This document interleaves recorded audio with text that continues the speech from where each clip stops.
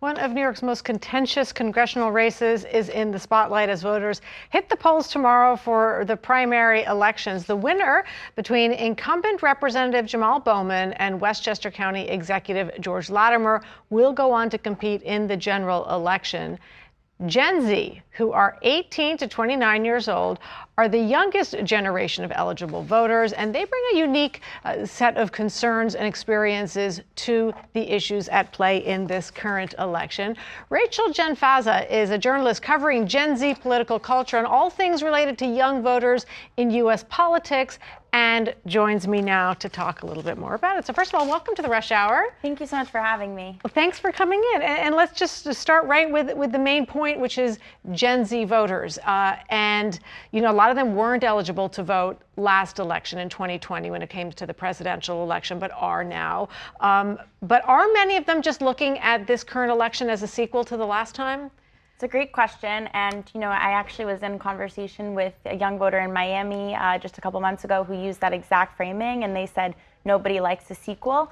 But I think it is really important to understand that there are new dynamics at play when you're looking at the 2024 race in comparison to 2020. For example, President Biden has a whole record that he both has to answer for and can tout, and he has made major accomplishments for young people to make their lives, that I've spoken to, say they have made their lives better. For example, when it comes to climate, with the bipartisan infrastructure law, when it comes to him canceling student debt, and also protections for LGBTQ+ individuals with executive actions that he's taken.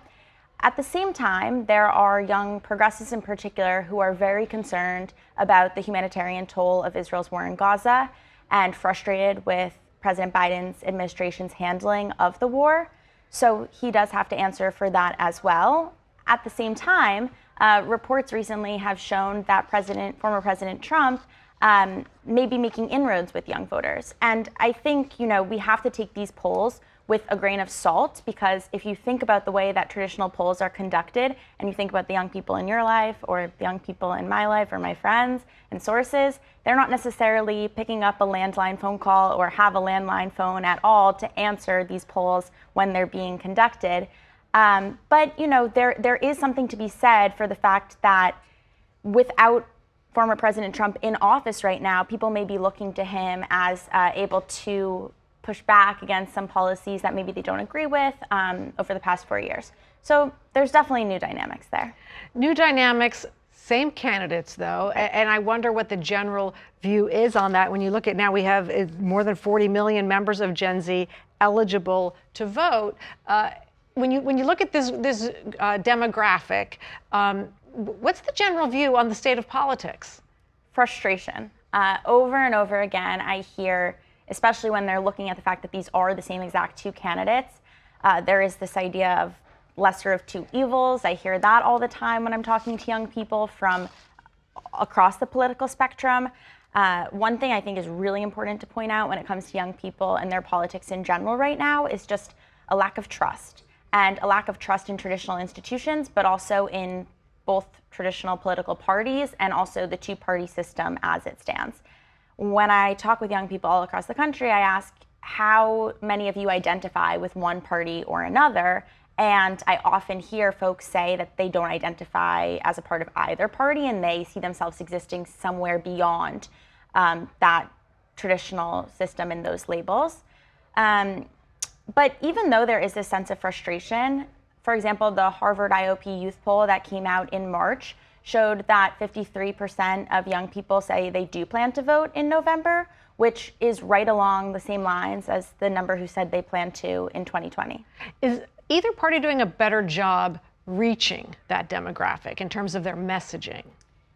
It depends, you know, of course it depends, you know, the politics of the individual and what priority issues they're honing in on. But I think, you know, despite misconceptions about, you know, the top issues for young people, I really do think it is the economy, and younger voters aren't so different from older voters after all.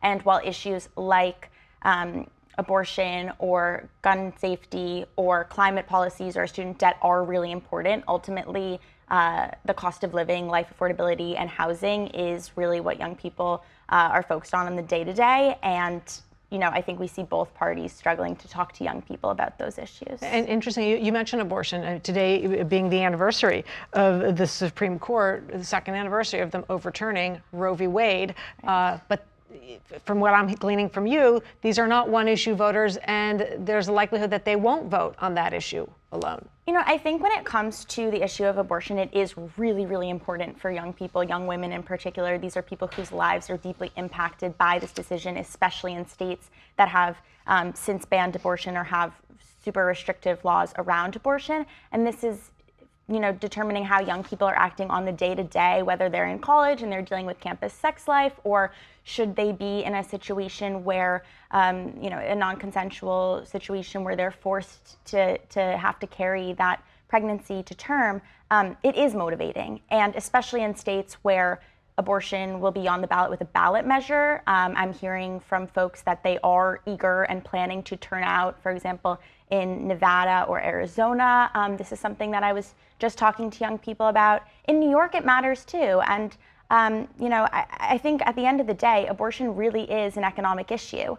And oftentimes it gets thought of as something else, but it is considered, from many young people's perspectives, to be a kitchen table like the other issues top of mind in this election cycle. Rachel Janfaza, a lot of interesting insights. Thank you for coming on and sharing that with us. We really appreciate it. Thank you so much for having me. Thank you for watching our YouTube channel. Let Spectrum News be your resource for balanced, in-depth political coverage, and click the subscribe button right here.